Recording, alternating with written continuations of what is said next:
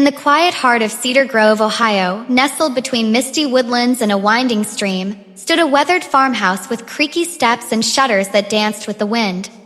Inside it lived Eleanor Monroe, 82 years old, a retired librarian with a mind sharp as a whip and a spirit most folks described as stubborn as a mule on a rainy day. Her hair was silver but defiant, her back slightly bent, but her eyes, oh those eyes, glinted with fire. Eleanor had given her life to her children, Robert, a high-powered attorney in D.C., Linda, a lifestyle blogger who lived in L.A., and Ben, a Wall Street consultant who'd traded kindness for ambition. 3 children, 3 time zones, and 1 constant disappointment. They hardly ever called. Not for birthdays. Not for holidays. And certainly not for love. It was Linda who first noticed something strange. In her usual weekly Instagram update, she casually mentioned, "Mom hasn't posted a book review in a while. Maybe I should check in." One thing led to another, and within 2 days, all 3 children were on a video call. What they saw startled them. Eleanor sat in a darkened room, a shawl draped over her shoulders, her skin pale and her voice feeble. "I'm just a little tired lately," she whispered. "Maybe it's nothing. Maybe it's just the beginning of the end. Cue panic. Cue guilt. Cue the flight bookings." When Robert arrived first, he was still dressed in a custom-tailored suit, suitcase in one hand, phone in the other. He didn't knock, just barged in. "Mom," he called out. "It's me, Robert, your eldest." Eleanor, sitting by the fireplace with a blanket over her knees, looked up slowly. "Oh, Bobby," she said faintly. "You didn't have to come all this way." Robert swallowed hard. Guilt knotted in his throat. She looked frail. Too frail. Linda arrived next, wearing oversized sunglasses and recording a teary-eyed video for her Instagram story. "Just landed in Ohio. Praying Mom is okay. Family first." Ben came last, visibly annoyed. He'd rescheduled meetings and lost a client to be here. "This better not be some overblown cold," he muttered to himself. First, the house buzzed with activity. The kids tried to make her comfortable. Linda offered to cook, but ended up ordering takeout. Robert fussed over her medications, most of which were vitamins, and Ben tried taking control of her finances, citing long-term care planning. Eleanor watched. Silently. Carefully. Measuring each word, each gesture. At dinner, she dropped the first bait. "I'm thinking about finalizing my will. Don't want things messy when I go." All conversation stopped. Eyes met. Knives paused mid-cut. "Well, of course, Mom," Robert said smoothly. "That's a very wise decision." Ben cleared his throat. "Maybe I can help you with the estate logistics." Linda's eyes sparkled with fresh content ideas. "We should document your memories. Like a tribute series on YouTube. It could be called Moments with Mom." Eleanor simply smiled. "Oh, how lovely. You're all so thoughtful." She faked coughing fits, exaggerated fatigue, and even pretended to forget small details. They doted somewhat. But they also argued in whispers, took calls behind closed doors, and Googled average senior estate value in Ohio. That night, Eleanor wrote in her leather-bound journal, "Day 1, the mice have arrived. Traps are set." The next few days were a blur of fake tears, awkward breakfasts, and subtle competition. Robert tried bonding with Eleanor by reading aloud to her, but chose legal documents.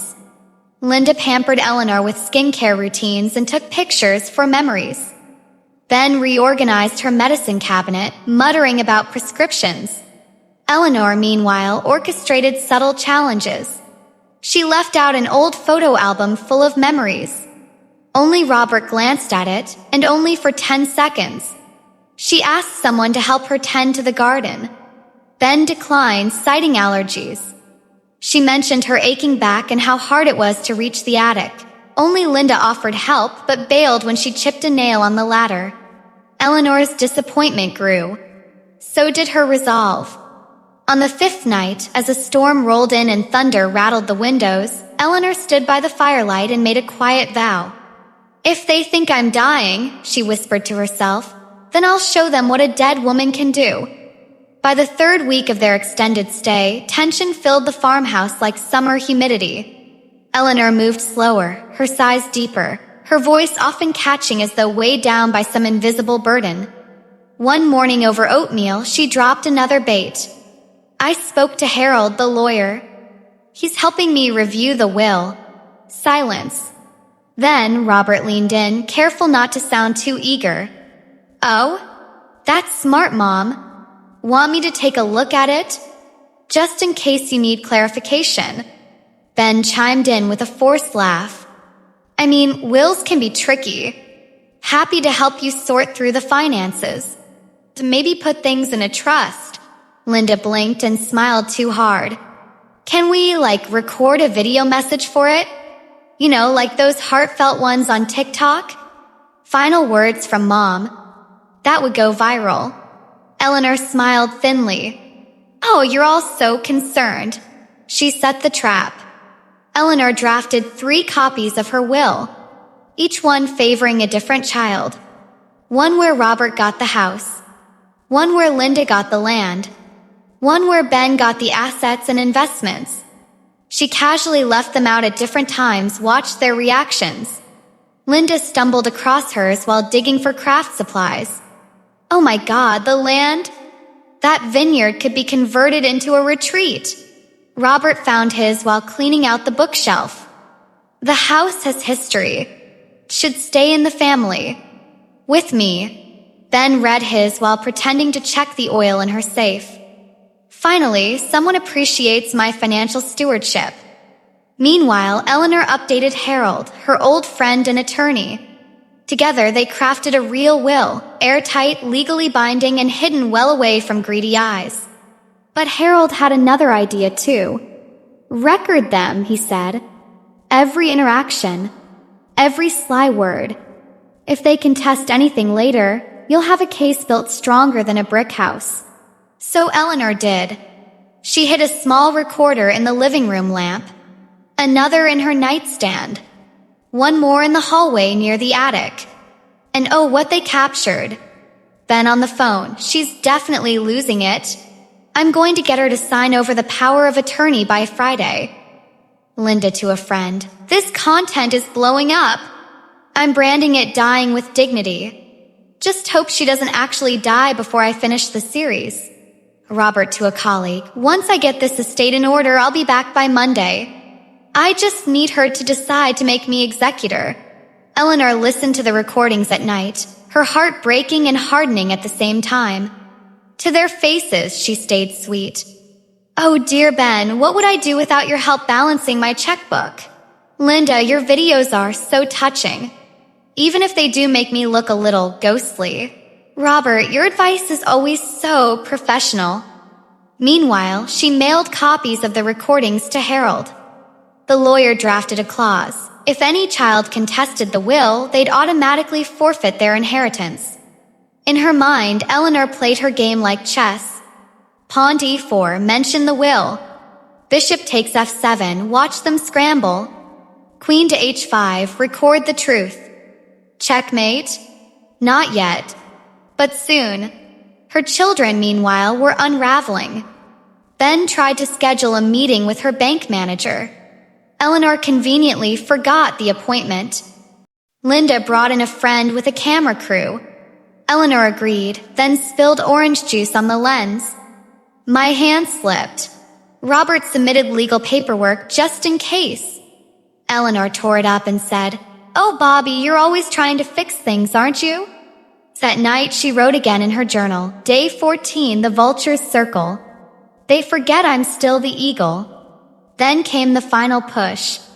Eleanor faked a coughing fit so convincing that Linda wept. Robert Googled hospice care. Ben called Harold behind her back. Harold played along. She's ready to finalize. Come by tomorrow. That night, Eleanor sat her children down. She held 3 envelopes. My final wishes, she said. Don't open them until I say. They obeyed. 'Cause of course they did. Each envelope contained a different riddle. A hint. A lie. The next morning, Eleanor was gone. A letter left in her place read, "If you love me, find me. If you don't, the will's already sealed." Attached was a list of places, each tied to a memory they had long buried. The hunt was on. The search began before sunrise. The three Monroe children stood on the farmhouse porch, clutching their envelopes, each one cryptic, hand-addressed by Eleanor in her deliberate cursive. The air was heavy with early morning fog, but none of them spoke. Not about the letter. Not about the fight from the night before. Not about the guilt that gnawed at them now that their mother had vanished. Linda opened her envelope first. The place where secrets were buried and innocence ended. Robert unfolded his. Where silence echoes louder than sound. Go where I went to hide, not to be found. Ben read his. Return to the roots. The smell of old wood and dust, find what you forgot. Didn't take long for the memories to align. Linda's clue led her to the family's old vacation cabin by Red Pine Lake, the place where she broke her arm at 10 and learned the truth about their father's affair. Roberts pointed to the library basement where Eleanor often locked herself away during tough times. Ben's? The cellar, where Eleanor had once shown him their family's secret lockbox filled with old letters and heirlooms. Eleanor had carefully chosen these locations not just for nostalgia, but for the memories her children had buried. Linda arrived at the lake cabin first. It was untouched, dusty, dark, and cold. On the mantel sat a tape recorder with a note. "You wanted the past. Here it is." She pressed play. "You cried for 3 nights after learning the truth about your father, Linda. I held you every night, but you never asked me how I felt. I lost my husband long before he died. That weekend, I lost you too." Tears welled in Linda's eyes. She sat, shaken. Robert's journey took him into the heart of town, to the library where Eleanor had once worked. Downstairs, a dusty archive door creaked open to reveal a single envelope on a wooden chair. Inside, a copy of a poem. "You valued logic, law, and reason, Robert. But life is more than briefs and wins. Do you remember the day you left for Georgetown? I packed your bags and you didn't look back." Ben, meanwhile, descended into the cellar. He found not just heirlooms, but a box labeled "My Real Legacy." Inside, handwritten letters from Eleanor to each child, dating back decades. Unsent, unspoken, and heartbreaking. One read, "Ben, you were always the most distant. I didn't understand your walls until I realized they were mirrors. You hid behind success because you feared you weren't enough. You always were. You just never believed it." As each child navigated their location, they began to realize this wasn't a game. It was a reckoning. That night, the three met again, this time not at the farmhouse, but at the town diner Eleanor used to love. They were quiet, somber, changed. "I didn't know she hurt that bad," Linda whispered. "I didn't want to know," Ben admitted. "I knew. I just didn't care enough to stay," Robert said. Together, they followed a final clue Eleanor had left on a diner napkin, delivered to their table by the waitress. "Come home when you're ready to see, not just to take." Back at the farmhouse, they found her, not sick, not weak, but strong, radiant, and waiting by the fire. She looked each of them in the eye. "So, did you find what you needed?" They didn't speak. She nodded. "Then maybe you're finally ready to listen." For the first time in years, Robert, Linda, and Ben found themselves sitting together at the breakfast table. But Eleanor was gone. No note on the fridge. No creaking in the hall. No sound of the tea kettle. Just silence. Then, as if summoned by a ghost, the doorbell rang. A delivery driver handed them a small package with a single envelope on top. Ben opened it. Inside, a handwritten note from Eleanor. "If you care, find me. If not, the will's already decided." Inside the box were 3 sealed letters, each labeled with their names and a location. Linda's, back of the church on Walnut Street. Robert's, your old classroom, room 302. Ben's dad's workshop. You'll need the key. They stared at each other, uncertain. Ben, always pragmatic, stood. I'll take the workshop. Linda was already filming a vlog intro. This is going to be intense, Robert muttered. She's orchestrating something. Again. And so began the search. The church, Linda found the rusted gate ajar. The bench behind the building was just as she remembered, splinters and all. On it sat an old Bible wrapped in twine. Tucked inside was a photograph, young Linda in a choir robe holding Eleanor's hand. A note taped to the back read, "You were happiest when you weren't performing. I wish you had stayed there longer." Tears welled up, mascara streaking as she realized the message wasn't about church, it was about identity. About when Linda stopped being Linda and started becoming a brand. Robert stood in front of room 302 of his old high school. It hadn't changed. The blue lockers, the scuffed tiles, the smell of chalk. On the teacher's desk sat a binder labeled Eleanor's words. Inside, his old essays. Marked with red ink, not from his teachers, but from his mother. I always read everything you wrote, even when you didn't let me. Robert sat in the back row and wept for the boy who once loved stories, and for the man who forgot how to tell them. Ben found the key taped beneath Eleanor's favorite planter. Inside the workshop, dust and sawdust clung to everything. Tools hung in perfect order, and on the workbench sat a wooden box with his name etched on it. Inside, the only thing was a broken clock. You were always racing time. I hoped one day you'd learn to stop and listen. Ben turned the clock in his hands. Ticked once.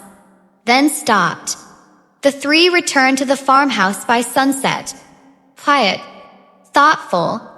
Eleanor was still gone, but a voice message had been left on the answering machine.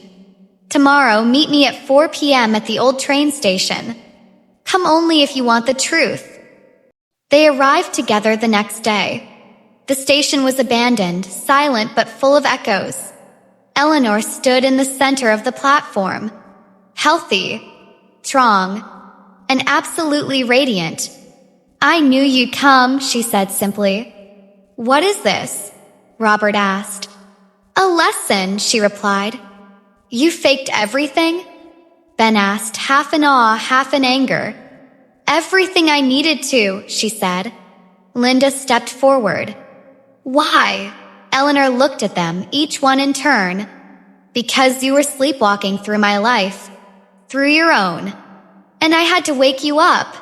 She handed each of them one final envelope. Inside, a copy of the real will, fully divided. No tricks. But at the bottom, a clause. To inherit, each child must complete 100 hours of volunteer work at the Cedar Grove Senior Center. No exceptions. Ben scoffed. You can't be serious. I'm absolutely serious, she replied. If you want my legacy, you're going to understand what legacy means. Linda asked softly, and if we don't? Eleanor shrugged. Then you've proven everything I feared. She turned and walked away. And for once, none of them followed with demands or excuses. They simply watched. And then they began to think. The following Sunday, the Monroe children sat stiffly in a row at the Cedar Grove Community Hall. The wooden floor creaked beneath their feet as they waited. Eleanor had summoned them with a simple message. If you truly want to understand, be at the town hall at 3 p.m. Place was half full, mostly locals, neighbors, a few of Eleanor's old friends from the library board, and a camera crew from the regional news. Linda noticed and groaned. She's turned this into a press conference? But when Eleanor finally stepped onto the small podium, the room fell into reverent silence. She wasn't frail. She wasn't sick. She was strong. Standing tall in a crimson cardigan, she looked like the Eleanor they'd long forgotten. My name is Eleanor Monroe, she began. Some of you know me as a librarian, others as a mother. To my children sitting in the front row, I am someone else entirely. A test they failed and I hope a lesson they can still pass. Gasps rippled across the crowd, then shifted uncomfortably. Robert closed his eyes. Linda bit her lip. "I want to explain," Eleanor continued. "A few months ago, I realized my children had stopped seeing me. Not as their mother, not as a person, but as an obligation, a footnote." She walked slowly to the edge of the platform. "So I played the part. I became the role they expected, frail, helpless, near death. And what followed was worse than I imagined. Greed, ego, neglect hidden behind thin veils of care." She paused. "But I don't blame them entirely. I blame myself for not showing them the value of empathy sooner."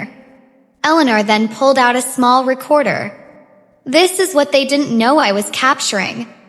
She played snippets. Ben's call about power of attorney. Linda's glee about going viral. Robert's call planning to take over the estate. A stunned silence fell. "But I also want to share something else," she said, her voice softer now. She turned to face her children directly. "I saw changes. Not in your words, but in your actions. You followed clues. You cried. You remembered. You returned to who you were." She took a deep breath. "I'm not dying. Not yet. And I'm not writing any of you off completely. But if you want to be part of my life, it must be earned. Through action, not apology." She held up the real will. "The estate will be split equally. But to receive your share, each of you must complete 100 hours of volunteer service, not for me, for others like me, at Cedar Grove Senior Center." Murmurs spread. The news crew leaned in. Robert stood. You humiliated us." Eleanor smiled faintly. "I exposed you." "There's a difference." Ben asked, "What if we say no?" Eleanor's voice was steel. "Then you walk away with nothing, except the mirror I've held up for you." Linda stood too, her voice cracking. "You could have just talked to us." "I did," Eleanor said. "For years. You didn't hear me. So I made you listen." The room fell silent again. Then, slowly, the audience began to clap. Softly at first, then louder. It wasn't for drama. It was for truth. Later that evening, back at the farmhouse, the children sat around the dinner table for the first time in weeks. No phones. No arguments. No fake performances. Just silence. Then Robert spoke. "She really got us." Ben nodded. "She did." Linda wiped her eyes. "But maybe we needed it." None of them knew what the next steps would look like. But for the first time, they wanted to try. 1 week after Eleanor's dramatic town hall reveal, Robert, Linda, and Ben walked through the front doors of the Cedar Grove Senior Center, hesitant, embarrassed, and uncertain. A cheery woman named Doris, head of volunteer coordination, greeted them at the front desk. "Ah, the Monroe kids. Been expecting you." Robert adjusted his tie. "Yes, we're here to fulfill our community service requirements per our mother's conditions." Doris chuckled. She said you might say something like that. Each was assigned a different department. Robert to the legal aid desk, helping seniors with housing, wills, and taxes. Linda to creative programming, organizing crafts, bingo, and dance nights. Ben to facilities management, handling maintenance, repairs, and meals. The work was humbling. Robert spent his first day trying to explain Medicaid to a 91-year-old woman who couldn't hear and kept calling him Robbie the tax man. Linda got glitter in her hair, paint on her clothes, and was scolded by a feisty old man named Harold when she asked if he wanted to make TikToks. Ben burned the soup, fixed a squeaky wheelchair, and, much to his horror, clogged a toilet within the first hour. By day 3, something shifted. Robert noticed how some seniors' children never visited. He began lingering after sessions, listening to their stories. Linda stopped posting selfies and started capturing stories, like that of Florence, who once danced on Broadway. Ben built a bookshelf for a man named Jack and was invited to stay for a poker game. Each interaction chipped away at their ego, revealing something deeper. Compassion. By week 3, Robert was helping write love letters for a widower trying to reconnect with an old flame. Linda threw a 1940s-themed dance for Valentine's Day, dressing in vintage wear and earning a standing ovation. Ben hosted a chess tournament, donating his own money for the prize. One evening, the siblings sat together in the senior center's garden, quiet, tired, but smiling. "Remember when Mom used to read to us out here?" Linda asked. Robert nodded. "She always picked books with twists at the end." Ben smiled faintly. "We've been living through one." They each carried a stamped timesheet marking their service hours. But by now, the hours didn't matter. What mattered was how they felt. Closer. Changed. Reconnected. On the 100th hour, Eleanor arrived at the center.